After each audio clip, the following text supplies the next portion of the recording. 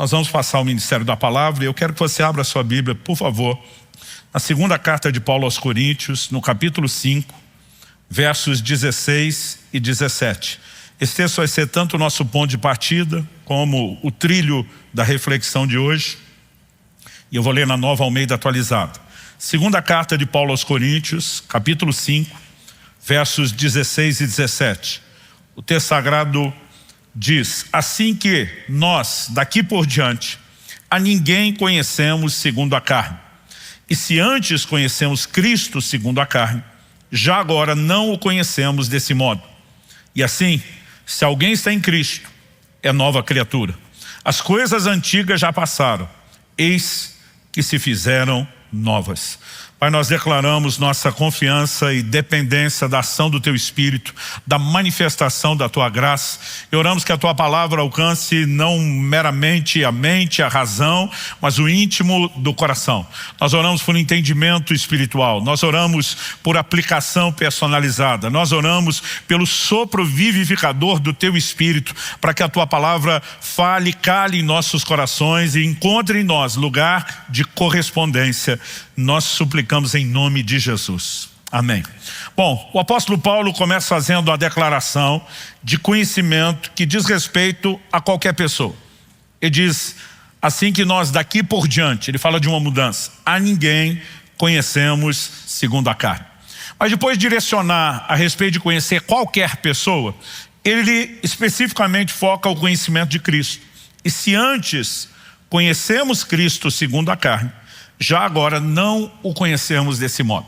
Então nós podemos dividir a humanidade entre os que conhecem a Cristo e os que não. Dos que conhecem, há dois tipos de conhecimento. Ele fala de conhecer segundo a carne, mas ele fala de conhecer de um outro modo, que não é segundo a carne. O que é que significa essa expressão, conhecer segundo a carne? Eu gosto de dizer que é a própria Bíblia que explica a Bíblia.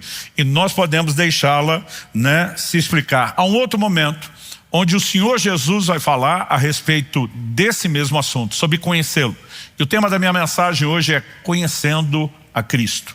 Mas eu quero explorar a forma correta de conhecê-lo, que é o que nós vamos chamar de um conhecimento que é espiritual e não meramente natural. Em Mateus, no capítulo 16, no verso 13, Nosso Senhor, quando está em Cesareia de Filipe, faz uma pergunta aos seus discípulos: quem dizem os homens ser o Filho do Homem? O que é que estão falando a meu respeito? Ele diz: olha, tem gente dizendo que o senhor é João Batista, que voltou dentre os mortos, tem gente dizendo que você é o Elias prometido, tem gente dizendo que é Jeremias ou outro dos profetas. E o Senhor pergunta: e vocês? O que é que tem a dizer a meu respeito? E a Bíblia diz que quem toma a dianteira e responde é Pedro. E o apóstolo Pedro diz: tu és o Cristo, o Filho do Deus vivo.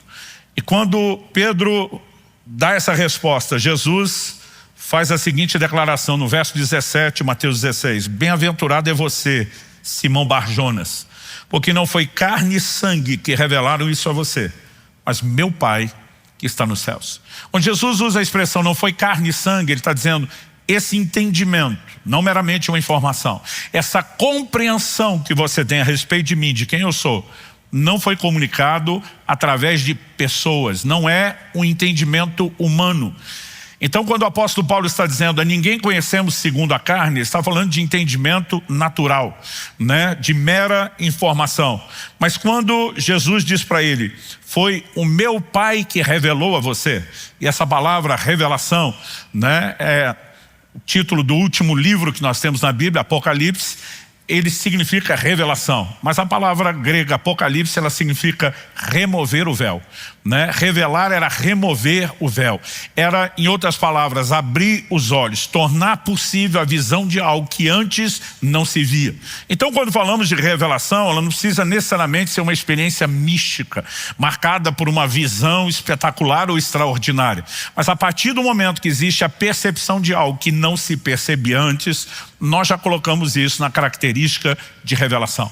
E você não conhece a Cristo, não de forma apropriada, a não ser por meio de revelação. Então quando o apóstolo Paulo está dizendo a ninguém conhecemos segundo a carne, e depois ele vai para Cristo, e se antes o conhecemos Deste modo, segundo a carne, já não mais o conhecemos. Algumas coisas nós podemos considerar aqui. A primeira é que Paulo, ele está conjugando tudo no plural. Se antes conhecemos, então ele não está falando só de si. Evidentemente, ele inclui aqui os outros apóstolos que andaram com o Senhor Jesus.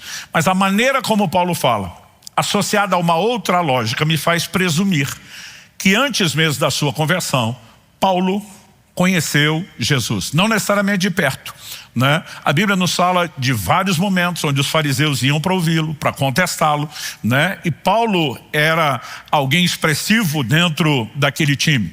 Quando nós temos ali o capítulo 8, né, a primeira menção de Paulo liderando a perseguição contra a igreja, nós estamos falando dos primeiros anos do cristianismo, né? Ainda que o apóstolo Paulo não tenha acompanhado todo o ministério de Jesus, ouvido todos os seus, né, ensinos, até porque havia resistência em relação a isso, é impossível, vamos dizer assim, estatisticamente dizendo, né, a menos que Paulo estivesse vivendo em outro canto do planeta e não temos nenhum registro de que tenha acontecido isso, que ele não tivesse sido exposto de alguma forma, algum contato visual, ou até mesmo ouvido em algum momento Jesus falar. Agora, quando ele diz, se antes conhecemos Cristo segundo a carne, e ele está se incluindo no processo, ele admite algum nível de conhecimento, né? E ele não está falando a respeito só dos apóstolos. Aonde eu quero chegar com esse conceito que eu estou apresentando a você? Nós podemos dividir a humanidade em 3 grupos. 2 grupos básicos, os que conhecem a Cristo e os que não. Mas dos que conhecem, nós podemos criar outras 2 subdivisões. Os que o conhecem ou conheceram segundo a carne, e os que o conhecem de um outro modo. Qual é a importância de fazermos a distinção da forma como se conhece a Cristo? É que conhecimento meramente natural, segundo a carne, não gera transformação. Mas a revelação ou o entendimento espiritual é o tipo de conhecimento que gera transformação. E isso é de fato a consequência do nível correto de conhecimento que eu quero que a gente possa entender ser tão importante perseguir. Então, em primeiro lugar, eu quero destacar o conhecimento sem transformação. Na sequência, dando exemplos bíblicos, o que é o conhecimento com transformação, né? Traduzindo, conhecimento segundo a carne, sem transformação, conhecimento, entendimento espiritual, revelação com transformação, para depois, em terceiro e último lugar, fazer aqui com vocês uma aplicação prática, não só de vivemos o tipo correto de conhecimento, mas a devida progressividade, o avanço nesse tipo de conhecimento com a sua consequência inevitável, que é também uma transformação progressiva. Então, falando do conhecimento sem transformação, ponto de partida para mim quando falamos dos exemplos bíblicos é um daqueles que foram chamados para ser apóstolo do Senhor Jesus, mas que é chamado na Escritura de o filho da perdição. O cara se perdeu e perdeu feio. Judas. Quando a gente fala a respeito de Judas, nós precisamos parar para pensar que esse homem caminhou anos ao lado do Senhor Jesus. Não estamos falando apenas de encontros semanais, como nós temos uma reunião, né, aos domingos. Nós estamos falando de alguém que viajava junto, comia junto, presenciava não apenas os ensinos, mas os milagres operados de Jesus. Ele conviveu não apenas com o homem Jesus, né, porque, embora em essência nunca deixou de ser Deus, eu e você precisamos entender que ele viveu 100% como homem, né? Então havia proximidade, havia relacionamento. Ninguém pode dizer que Judas não conheceu Jesus. Todo convívio, né, te gera uma capacidade de percepção e conhecimento que quem não tem convívio não tem. Então agora, no início do mês, na semana passada, Kelly e eu completamos 30 anos de casado. É muito tempo de convívio. Dependendo da cara que eu faço, ela já sabe o que eu estou pensando, o que eu estou na iminência de dizer. E você não precisa de um relacionamento somente como marido e mulher e nem de 3 décadas. Pastor Marciano caminha comigo há mais de 20 anos. Né? Normalmente, pelo convívio, ele já sabe diante de determinado problema, né, qual a orientação que eu vou dar, qual o conselho, né, que eu tenho para dar, o que é que eu vou dizer, o tom que eu vou adotar. Então, as pessoas conseguem conviver, né, com outras a ponto de ter conhecimento. Eu imagino que Jesus, uma vez que decidiu viver 100% como homem, tinha um padrão comportamental, em alguns momentos previsível. no mínimo aqueles que eram norteados pelos princípios que ele mesmo ensinava. Então dava para se esperar. Nesse momento ele vai demonstrar compaixão. Nesse momento vai haver algum nível de confronto ou exortação. Nós podemos imaginar, né, que Jesus tenha assumido até mesmo elementos como os temperamentos que nós conhecemos. Quem estava perto conhecia. Judas foi um desses. Mas para aqueles que pensam que talvez a traição de Judas foi apenas um deslize único, a Escritura nos faz questão de mostrar que Judas vinha apresentando desvios de conduta e de caráter muito tempo antes. Um dia eu ouvi alguém dizer, né, que um homem ou mulher de Deus nunca cai. A pessoa diz, a pessoa vai caindo, é um processo. Princípios são negligenciados, são quebrados, certos gatilhos ou escrúpulos vão sendo quebrados aos poucos e a pessoa progride no caminho da queda ou da perdição. E o Evangelho de João, no capítulo 12, nos fala a respeito de um momento específico de uma oferta que é feita ao Senhor Jesus. Você conhece muito bem aquele exemplo, né, das Escrituras, quando um perfume é derramado ali aos pés do Senhor. E a Bíblia diz do verso 4 ao 6 de João capítulo 12. Mas Judas Iscariotes, um dos seus discípulos, aquele que estava para trair Jesus, disse: por que esse perfume não foi vendido por 300 denários e o valor não foi dado aos pobres? No verso 6, o apóstolo João expõe Judas e diz, ele disse isso não porque se preocupava com os pobres, mas porque era ladrão e, tendo a bolsa do dinheiro, tirava do que era colocado nela. Traduzindo, era o tesoureiro do grupo e estava desviando fundos e recursos. Quando você olha a Bíblia honestamente, durante muito tempo, eu dizer para Deus, para que colocar isso na Bíblia? Se o primeiro tesoureiro da história da igreja deu problema, você vai levantar a suspeita, né? É por isso que você vê Paulo batendo muito na tecla da conduta de ser honesto, não só diante de Deus, mas diante dos homens. Mas a Bíblia faz questão de mostrar um perfil de comportamento de alguém, né, que não condiz com aquela pessoa com quem convive, o próprio Jesus. Gente, de novo, ele não estava apenas ouvindo os ensinos, estava exposto à unção que Cristo, enquanto homem, carregava. Ele via os milagres sendo operados, mas nada disso, desse tipo de conhecimento, gerou transformação. O segundo exemplo de conhecimento sem transformação diz respeito aos irmãos de Jesus. Sim, você me ouviu direito, os irmãos de Jesus. Porque nós temos uma declaração, um mito que foi, né, propagado a respeito de Maria, que é o da virgindade perpétua, e a Bíblia não diz isso.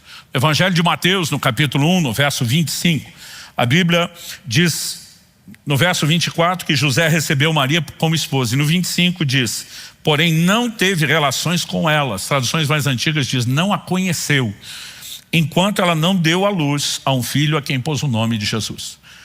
Então, indiscutivelmente, nós temos uma concepção sobrenatural de Jesus. Até que nascesse, José não teve relações com Maria, mas a Bíblia mostra que eles viveram como uma família normal, como um casal normal. Aliás, o Evangelho, né, de Mateus e também de Marcos nos menciona a respeito dos irmãos de Jesus, inclusive os seus nomes. Marcos capítulo 6, verso 3. Perguntaram, não é esse o carpinteiro, filho de Maria, irmão de Tiago, José, Judas, Simão? As suas irmãs não vivem aqui entre nós? E por que eu estou incluindo o assunto dos irmãos de Jesus? Porque eram pessoas que conviveram com ele. Mas a Bíblia nos mostra que nem os seus irmãos criam nele. Acompanhe comigo, Evangelho de João, capítulo 7, do verso 3 ao 5. Então os irmãos de Jesus se dirigiram a ele e disseram, deixe esse lugar e vá para a Judeia, para que também os seus discípulos vejam as obras que você faz. Porque se alguém quer ser conhecido, não pode realizar seus feitos em segredos. Já que você faz essas coisas, manifeste-se ao mundo. Traduzindo, você não é o bom, você não é o cara? Como é que você não quer ir para a festa em Jerusalém? Já que você tem tudo isso para mostrar, esses milagres, vai de uma vez se exibir para o mundo inteiro. Olha o que o verso 5 diz, termina dizendo, acontece que nem mesmo os irmãos de Jesus criam nele. Eu lembro a primeira vez que eu reparei nessa declaração, eu fiquei chocado. Mas gente, vamos colocar no lugar dos irmãos de Jesus. Diferente de José, que um anjo aparece, Maria, que um anjo aparece. Maria indiscutivelmente tem uma experiência única de visitação no seu corpo, né? O milagre da concepção sem nenhum envolvimento com nenhum homem. Não há como contestar a realidade dessas coisas. Mas se imagine sendo um irmão que nasceu depois. E os seus pais tentando explicar enquanto criança. Então, aquele seu irmão mais velho não é um como nós. Ele é o Deus encarnado. Eu imagino as crianças olhando, tá bom que é. Não é porque Jesus está vivendo como homem, vai assumir o seu ministério público aos 30 anos. Não há registro de milagres sendo operados antes disso. Se coloque no lugar deles. Eles conheciam Jesus muito bem, mas criam nele? A Bíblia diz que não. Não só não criam. Evangelho de Marcos, capítulo 3, versos 20 e 21, depois eu leio o 31, diz assim: então Jesus foi para casa. Aqui nós já temos Nosso Senhor vivendo na Galileia.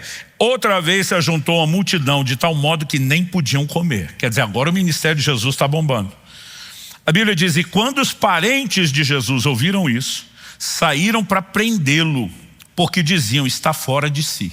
Quem eram os parentes? Verso 31 diz, nisto chegaram a mãe e os irmãos de Jesus, e tendo ficado lá de fora, mandaram chamá-lo.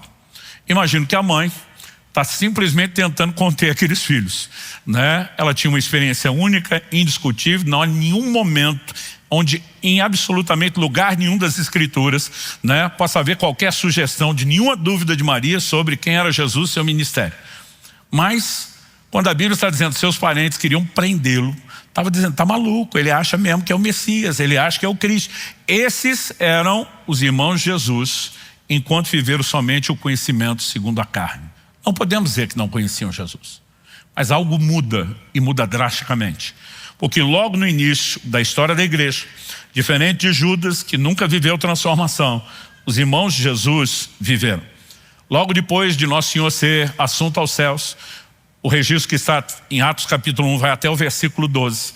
Isso aconteceu no Monte das Oliveiras. Versículo seguinte, o 13, falando dos apóstolos, diz assim: quando entraram na cidade, então estão voltando do Monte das Oliveiras, a cidade aqui é Jerusalém. Quando entraram na cidade, subiram para o cenáculo, é o lugar onde no dia de Pentecostes todos foram cheios do Espírito Santo. Subiram para o cenáculo, onde se reuniam Pedro, João, Tiago, André, Filipe, Tomé, Bartolomeu, Mateus, Tiago, filho de Alfeu, Simão Zelote e Judas, filho de Tiago. Ou seja, 11 dos apóstolos. Porque nesse momento Judas Iscariote já se perdeu, não está no grupo, Matias ainda não entrou para substituir Judas.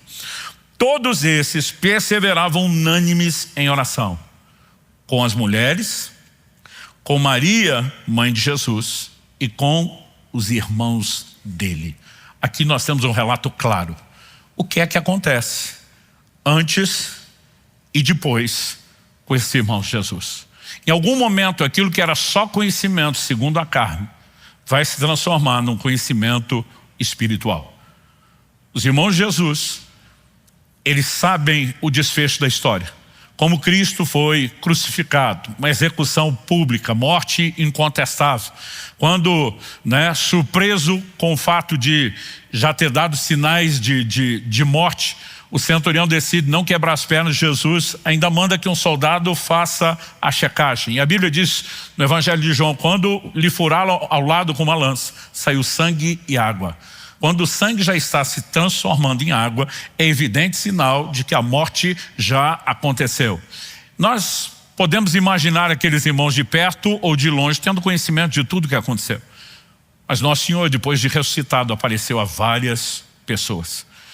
Em 1 Coríntios capítulo 15, que eu chamo de o capítulo da ressurreição, o apóstolo Paulo, do verso 3 ao 7, diz o seguinte: antes de tudo, entreguei a vocês o que também recebi, que Cristo morreu pelos nossos pecados, segundo as Escrituras, e que foi sepultado e ressuscitou ao terceiro dia, segundo as Escrituras, e apareceu a Cefas. Cefas é a expressão em aramaico para o nome de Pedro, e apareceu a Cefas e depois aos 12. Depois foi visto por mais de 500 irmãos de uma só vez, dos quais a maioria ainda vive, porém alguns já dormem. Você consegue imaginar esse culto? Mais de 500 irmãos e Nosso Senhor apareceu para todo mundo uma vez só. Deve ter sido a reunião. O texto continua e diz assim: depois foi visto por Tiago e mais tarde por todos os apóstolos. Quem é esse Tiago? A Bíblia não está falando de Tiago, irmão de João, o primeiro dos apóstolos a ser morto, martirizado por Herodes. Ele já está incluído nos 12. Não está falando de Tiago o menor, o outro dos 12. Está falando de um homem que se tornou o grande líder da igreja em Jerusalém depois de Pedro. No início do livro de Atos é incontestável que a liderança da igreja, né, está a cargo de Pedro. Ele é a voz maior. Em algum momento, isso já é claro e evidente em Atos capítulo 15, no concílio de Jerusalém, o peso que a voz de Tiago tem, que Tiago assumiu esse lugar de liderança. Provavelmente uma transição, porque o apóstolo Pedro, assim como os demais apóstolos, não permaneceram o tempo todo em Jerusalém, eles viajavam muito testemunhando de Cristo, mas Tiago se tornaria o grande líder, a ponto de ser chamado em Gálatas 2:9 de uma das colunas da igreja. O apóstolo Paulo diz em Gálatas 2:9, quando reconheceram a graça que me foi dada, Tiago, Cefas e João, que eram reputados colunas, estenderam a mim, a Barnabé, a mão direita da comunhão, a fim de que fôssemos para os gentios e eles para a circuncisão. Quem era esse grande líder, uma das colunas da igreja, cujo nome é mencionado antes mesmo de Pedro e João? Em Gálatas, no capítulo 1, no verso 19. O apóstolo Paulo se refere a Tiago como o irmão do Senhor. É um dos nomes que nós temos alistado ali em Marcos 6, dos irmãos de Jesus, Tiago. Curioso é que esses irmãos que não criam em Jesus, em algum momento passaram a crer. E a Bíblia fala de uma aparição específica de Jesus a Tiago. E depois da ressurreição, os irmãos que não criam nele passariam a crer. Porque quando o conhecimento, não segundo a carne, mas nesse patamar que nós chamamos de revelação entra, a transformação se estabelece e se processa. O apóstolo Paulo mesmo diz, nós já não conhecemos segundo a carne. Ele ouvia sobre Jesus, ele tinha raiva e perseguia Jesus. Tudo o que ele conheceu antes não produziu transformação. Mas em algum momento, quando o Senhor lhe aparece na estrada, naquele caminho para Damasco, as coisas vão mudar e vão mudar drasticamente. Daqui a pouco vou falar sobre a transformação de Paulo. Mas evidentemente nas escrituras nós temos conhecimento sem transformação e temos conhecimento com transformação. Sem transformação é sempre o conhecimento segundo a carne. Com transformação é quando algum nível de revelação, né, de entendimento espiritual se estabelece. E esse é o grande ponto a ser perseguido. Eu e você precisamos entender que o Evangelho envolve aprender a respeito de Cristo. Em Efésios, no capítulo 4, no verso 20, o apóstolo Paulo, primeiro ele vai mencionar o comportamento de alguns e depois ele diz para a igreja, mas não foi assim que vocês aprenderam a Cristo. Então eles ensinavam sobre quem era Jesus, não apenas a sua pessoa, a sua obra redentora, passavam os seus ensinos. Quando o apóstolo Paulo vai ensinar sobre a ceia, ele diz, eu vos entreguei o que eu também recebi do Senhor. Ele não estava lá naquela última ceia, mas o Senhor, em uma das muitas vezes em que apareceu a Paulo, certamente o orientou sobre isso. Então, não quer dizer que não havia aprendizado sobre a pessoa de Jesus. Quem ele era, o que disse, o que fez. Mas eu e você precisamos entender que nós precisamos de mais do que informação sobre ele. Nós precisamos de revelação a respeito de Jesus, senão não haverá transformação. Nós sabemos que a transformação é progressiva, a progressividade é uma marca na vida cristã. A Bíblia diz que nós somos transformados de glória em glória, como fosse um degrau da escada depois do outro, na imagem do Senhor. Mas a transformação, ela só é progressiva porque ela é resultado de um conhecimento que também é progressivo. E aqui onde eu quero gastar um pouquinho mais de tempo. Eu falei em primeiro lugar do conhecimento sem transformação, citando Judas e os irmãos de Jesus. Eu falei do conhecimento com transformação, enfatizando os irmãos de Jesus, mas principalmente Tiago. Mas eu quero falar um pouco mais aqui sobre a progressividade do conhecimento e a sua consequência, que é a progressividade da transformação. Em Oséias, no capítulo 6, no verso 3, a Bíblia diz que nós devemos conhecer e prosseguir em conhecer a Deus. Ou seja, conhecimento de Deus não é algo que você esgota numa única experiência, por vários motivos. Em primeiro lugar, Deus é um ser ilimitado, infinito, e não há como eu e você esgotarmos o conhecimento de quem Ele é. Segundo, diferente de Deus, eu e você somos seres limitados, bem limitados, e nós não conseguimos absorver o conhecimento, nem aquilo que é possível na nossa limitação de uma única vez ou logo no início da conversão. Por um motivo, né, que a gente pode destacar aqui, entre outros, que é a questão de maturidade.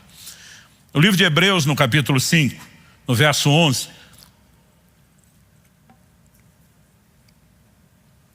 Isso, Hebreus 5:11, o escritor diz: a esse respeito, temos muitas coisas a dizer, coisas difíceis de explicar. Ele está dizendo, olha, eu tenho mais para falar do assunto, mas é difícil explicar. Por quê? Pela complexidade da doutrina? Não. Ele diz, porque vocês se tornaram tardios em ouvir.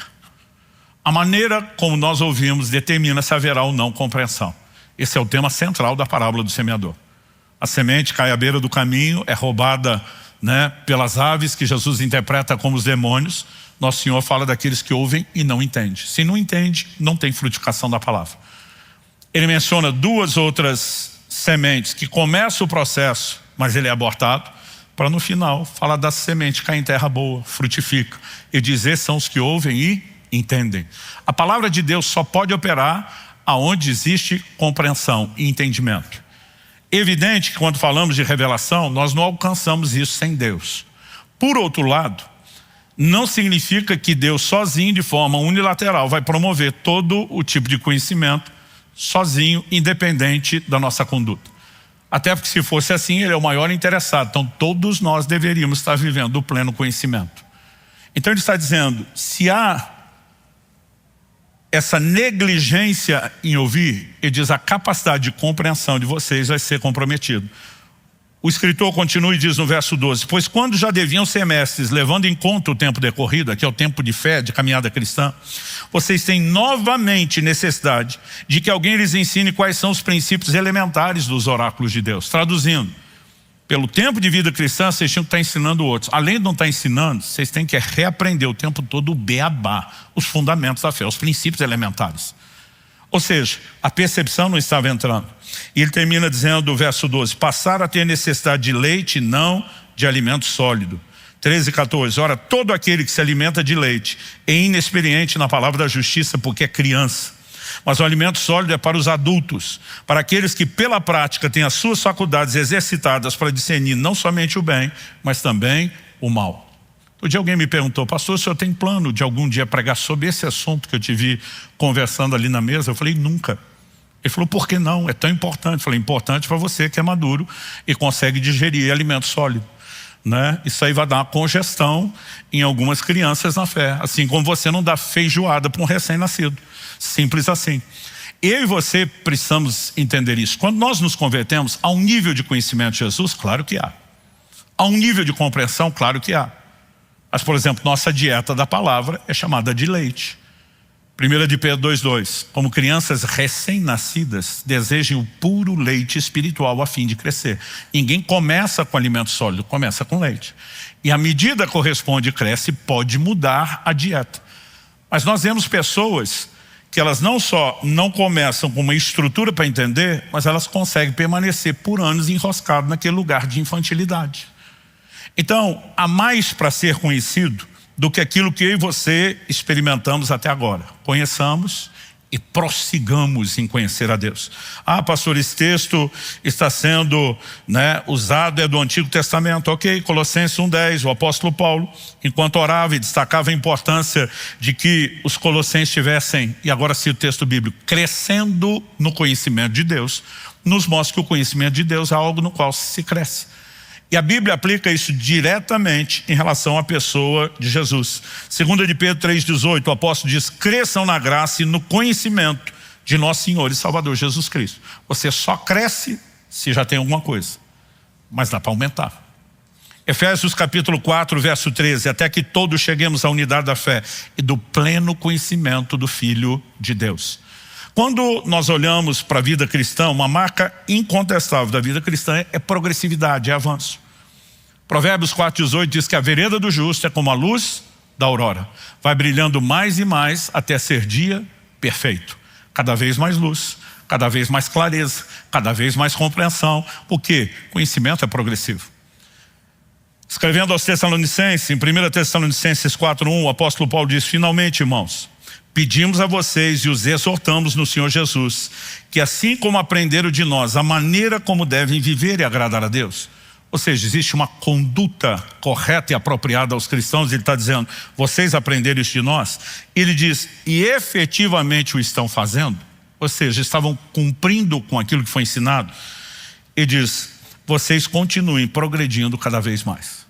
E diz, vocês aprenderam de nós, já estão praticando. Palma para vocês. Merecem o louvor nisso. Mas vocês não podem parar aí. Dá para progredir. Vocês precisam progredir cada vez mais. Ou seja, progredir e progredir na progressão. Cada vez mais. Quando olhamos para declarações como essa, é evidente que a progressividade é uma marca da vida cristã. Em 2 de Pedro, no capítulo 1, do verso 5 a 8, o apóstolo Paulo diz assim, por causa disso, concentrando todos os seus esforços. Ou seja, não depende só de nós. Jesus disse, sem mim vocês não podem fazer nada. Mas também não depende só de Deus. É uma interação. As duas partes se envolvem. E normalmente quem falha é a gente, nunca é Deus. Concentrando todos os seus esforços, acrescentem à fé que vocês têm a virtude. Então a fé já está lá. Tem a conversão. Mas ele diz, acrescenta a virtude. A virtude, acrescentem o conhecimento. Ao conhecimento, o domínio próprio, ao domínio próprio, a perseverança, a piedade, a fraternidade, o amor. No verso 8 ele diz, porque essas qualidades, estando presentes e aumentando cada vez mais, progressividade, incluindo o conhecimento, farão com que vocês não sejam nem inativos, nem frutíferos no pleno conhecimento de nosso Senhor Jesus. Não está dizendo que não conhece nada. Mas nós não temos o pleno conhecimento. Porque quanto mais conhecemos, mais transformação eu e você podemos experimentar. Quem está entendendo, diga amém. Nós falamos no início do próprio Paulo, que diz, já não conhecemos Cristo segundo a carne. Há um momento que Paulo vai entrar no lugar de revelação. E algo muda profundamente. Em Filipenses, no capítulo 3, eu vou ler primeiro os versos 7 a 8, depois vou continuar até o verso 12. Se você quiser acompanhar. Filipenses 3, 7, 8. Mas o que para mim era lucro, isso eu considerei perda por causa de Cristo. Na verdade, considero tudo como perda, por causa da sublimidade do conhecimento de Cristo Jesus, meu Senhor. Por causa dele perdi todas as coisas e as considero como lixo para ganhar a Cristo. Quando ele fala ganhar Cristo, ele não está dizendo que ele não tem nada de Jesus. Ele já teve um encontro com o Senhor. Mas ele está dizendo, eu ainda não tenho tudo. Está para ir além.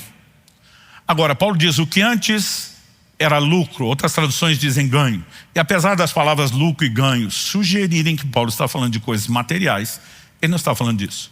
Ele está falando de outros valores. O que para mim era importante, o que para mim tinha valor, desvalorizou, perdeu importância. Por quê? Porque eu conheci algo muito mais importante. Quando ele fala da sublimidade do conhecimento de Cristo Jesus, outras traduções traduzem como a excelência do conhecimento, a suprema grandeza. A palavra no original grego é hiperusso. Hiperusso fala de algo que se sobressai, que se destaca, que se eleva, fala de proeminência. E diz, eu descobri algo tão superior, tão elevado, que diante da percepção de valor aqui, as outras coisas desvalorizaram. É essa revelação de quem Cristo é, de uma importância que não é apenas um consentimento mental, que produz transformação na minha e na sua vida. E o apóstolo Paulo não só viveu isso, ele continua, o fim do 8 ele diz assim, perdi todas as coisas, as considero como lixo para ganhar a Cristo. O 9 diz, ser achado nele, não tendo justiça própria que procede da lei, mas aquela que é mediante a fé em Cristo, a justiça que procede de Deus baseada na fé. Agora olha o 10, o que eu quero é conhecer Cristo. Paulo, você não conhece nada? É lógico que eu conheço, já mudou minha vida. Mas tem mais para se conhecer. Quem está entendendo? No início do meu ministério pastoral, 32 anos atrás, quando estava morando em Guarapuava, tinha um irmão, ele veio fazer depois parte do presbitério da igreja e até hoje, irmão Ailton. Encontrei ele essa semana numa conferência de pastores, estivemos aqui, foi sediado na nossa igreja. Eu lembro do dia que ele estava passando, eu dei um oi para ele e fiz a pergunta só para ouvir a resposta que eu amava ouvir. Falei, e aí, Ailton, tudo bem? Ele respondeu o que eu sempre gostava de ouvir. Ele falou, tá tudo bem, mas tem espaço para melhorar. Né? Tinha hora que eu perguntava, não era nem para saber como ele está, só para ouvir aquela empolgação. Tem espaço para melhorar. Não importa o quão boas as coisas estejam, tem espaço para melhorar. Não importa o quanto eu e você conheçamos já de Cristo, tem espaço para conhecer mais, ou seja, para melhorar. Então Paulo diz, para conhecer a Cristo, o poder da sua ressurreição, tomar parte nos seus sofrimentos, me tornar como ele na sua morte, para que de algum modo, para de algum modo alcançar a ressurreição dentre os mortos. Agora olha o 12.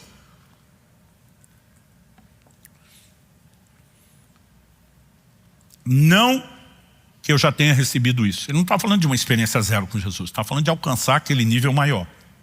Ou já tenha obtido a perfeição. Essa palavra aqui traduzida perfeição é o estado completo, a perfeita maturidade. Mas prossigo para conquistar aquilo para o que também foi conquistado por Cristo Jesus. Eu e você precisamos entender não só que é um conhecimento que transforma, mas que em vez de ser apenas um conhecimento que nos levou a ser transformado só até um certo ponto e depois estagnamos, nós podemos conhecer cada vez mais e sermos consequentemente transformados cada vez mais. Mas a pergunta prática antes de terminarmos é: como podemos vivenciar esse tipo de conhecimento? Não o segundo a carne, que não produz transformação, mas esse que é espiritual. Eu quero destacar um elemento que para mim assim é prioritário quando falamos em termos de vida cristã. A maior parte das pesquisas apontam que a grande maioria dos cristãos não tem tempo devocional diário com Deus. Aliás, a maioria parece não entender a dinâmica de um relacionamento que deveria ser diário, não fundamentado em cultos semanais, reuniões semanais como a celebração, ou mesmo uma segunda reunião que é a célula. Quando você olha lá para o Jardim do Éden, Deus, depois de criar o primeiro casal, os visitava diariamente. A Bíblia diz que as misericórdias do Senhor se renovam a cada manhã. Quando você olha para o maná, era uma porção diária. Ao longo de toda a Escritura, é evidente que Deus espera de nós um relacionamento no dia a dia. E nós precisamos entender que esse tempo devocional, ele é fundamental não por mera questão de religiosidade, mas para um processo que eu e você precisamos. Em Mateus, no capítulo 11, nos versos 28 e 29, Jesus diz assim: venham a mim, todos vocês estão cansados e sobrecarregados, e eu os aliviarei. Tomem sobre vocês o meu jugo e aprendam de mim, porque eu sou manso e humilde de coração, e vocês acharão descanso para a sua alma. A maioria das pessoas me parece olhar para esse texto só para dizer assim: bom, se eu estou cansado, sobrecarregado, eu posso ir a Jesus, conseguir alívio e descanso para a alma. Mas não foi só isso que ele falou. Ele diz: aprendam de mim, eu sou manso e humilde. Eu quero que você manifeste o mesmo nível de humildade e de mansidão que eu tenho. Mas como que eu e você podemos aprender de Jesus? Antes do verbo aprender, que aparece no verso 29, nós temos um convite que apresenta outro verbo no 28. Venham a mim. Para aprender de Cristo, você precisa de proximidade, você precisa de contato, você precisa de relacionamento com Ele. Atos capítulo 4, verso 13, nos fala dos apóstolos, logo depois da ressurreição de Jesus, testemunhando com poder. E a Bíblia diz em Atos 4,13 o seguinte: e reconheceram que eles haviam estado com Jesus. Olha que interessante essa frase. Não é apenas o povo olhando, e a gente lembra dessa turma que andava com ele. Reconheceram que eles estiveram com Jesus. Alguns talvez não lembravam da feição e do rosto de quem acompanhava Jesus na época em que possa ter visto. Mas eles pregavam a mesma mensagem. Eles falavam a mesma língua. Eles carregavam a mesma unção de Jesus. Eles operavam os mesmos milagres. O pessoal olha e diz: essa é a turma que anda com ele. Convive com ele a ponto de ser afetada por ele. Essa tem sido uma oração que eu tenho feito bastante a Deus. Senhor, que as pessoas possam reconhecer que eu estive com o Senhor. Aliás, meu pai tinha uma declaração interessante sobre o devocional, sobre a vida de oração, tempo com Deus, com a palavra. Ele dizia: se eu ficar um dia sem o meu tempo devocional, eu sinto a diferença. Ele dizia: se eu ficar uns 3 dias, minha mulher já percebe a diferença. Mas se eu ficar mais de uma semana, com certeza a igreja já vai sentir a diferença. Porque ou nós vamos transbordar o resultado de estar com Ele, ou nós vamos transbordar algo diferente. Estar com Jesus é uma chave para aprender dele, para conhecer dele, e para dessa forma podermos ser transformados. Cada uma das disciplinas espirituais tem lá o seu caráter de transformação. Quando nós falamos a respeito do louvor e adoração, nós precisamos entender a importância disso, gente, a ponto de ser praticado em bases diárias. E você não precisa ser um bom cantor para isso. Eu acho que o único que me aguenta ouvir cantar é Deus. Ele deve ter algum filtro, né, que a coisa chega no ouvido dele diferente. Porque ele é o único que consegue, né, lidar com isso. Mas há um princípio por trás da adoração. Pessoas se recusam a adorar a Deus, parece que sempre são entregues a um tipo de juízo semelhante. Romanos capítulo 1 fala de pessoas que se recusaram da glória a Deus e Deus os entregou a paixões infames. São entregues à sua própria natureza carnal. A Bíblia diz que Herodes se recusou dar glória a Deus e morreu comido de bicho. O juízo sempre parece vir e se manifestar na carne. Por outro lado, inúmeros outros textos nos mostram que no ambiente de adoração, a carne é modificada, a transformação acontece. Eu gosto de uma declaração do salmista, falando do ambiente de louvor e adoração, diz: eu me satisfarei com a sua imagem pelas manhãs. Existe algo transformador nas práticas espirituais. O jejum que nos leva a quebrar essa natureza carnal, né? E combinado às outras experiências, também vai nos permitir viver transformação. Mas eu queria destacar hoje 2 disciplinas espirituais acima das outras. Eu não estou dizendo que as outras não são importantes. Louvor e adoração deveria ser praticado só nos cultos. Isso aí deve ser praticado em base diária. E nem sempre você precisa cantar para manter esse espírito de louvor. Estava vindo de casa para a igreja hoje, louvor e adoração está comendo solto no carro. Não importa se vai ter 5 cultos. A gente não precisa depender desse ambiente, né? Eu estou em viagem, preciso treinar numa academia. Eu não faço questão nenhuma de ouvir o tuxi-tuxi que a turma vai ouvir lá dentro. Eu investi num fone de ouvido, né, que ele isola o ruído do ambiente e me dá uma definição fantástica para a música que eu estou ouvindo. Então o tuxi-tuxi está rolando lá de fora, não estou ouvindo nada. Eu estou lá com louvor e adoração. E tem hora que eu vou lá para Nárnia, né? Eu tenho hora que eu assusto as pessoas na academia, eu levanto a mão, eu choro, eu dou glória a Deus, eu falo aleluia. Porque você não precisa depender de um culto para isso. Então essas práticas são importantes, mas sem desmerecer nem o jejum, que a gente tem pregado bastante, nem o louvor e adoração. Eu queria destacar aqui o tempo com a palavra e a vida de oração, que deveriam nortear o nosso período devocional. Em João 5,39, o Senhor Jesus diz: examinais as escrituras, porque julgais ter nelas a vida eterna, e são elas que testificam de mim. Na teologia nós chamamos isso de convergência bíblica. Tudo na escritura aponta para Jesus, sua pessoa, não apenas quem ele é, sua obra. E não há como conhecer a respeito de Jesus sem as escrituras. Nós podemos ouvir gente ensinando as escrituras e aprender acerca dele, mas isso ainda é conhecimento segundo a carne. Agora, nós podemos combinar esse tempo de exposição à ação do Espírito Santo da verdade com uma outra prática, a de oração. Jeremias 33:3, o Senhor diz: invoca-me e te responderei, anunciar-te-ei coisas grandes e ocultas que tu não sabes. Tem crentes que não oram, mas dos que oram, tem aqueles que nunca cruzam a linha da revelação, eu vou chamar. Eles ficam só no invoca-me que te responderei. Eles têm até experiência de pedir e ver a resposta de Deus. Mas alguns não permanecem nesse lugar tempo suficiente para entrar na outra dimensão, anunciar-te-ei coisas grandes e ocultas que você não sabe. Há momentos onde eu estou na presença de Deus e eu já não estou pedindo mais nada. Não quer dizer que a gente não possa pedir ou que eu não tenha feito isso antes. É simplesmente aquele momento onde eu quero entrar cada vez mais fundo naquele lugar de percepção e entendimento quem Ele é. Porque quanto mais o conhecemos, não segundo a carne, mas do outro modo, mais nós somos transformados. Não há como aprender dele sem ir a Ele. E nós precisamos construir uma vida marcada pelo tempo diário de devoção com Deus. Você recebe essa palavra? Pai, eu oro com cada um dos meus irmãos e irmãs que estão nesse auditório, aqueles que nos acompanham à distância, seja por essa transmissão ou posteriormente por meio de uma palavra gravada.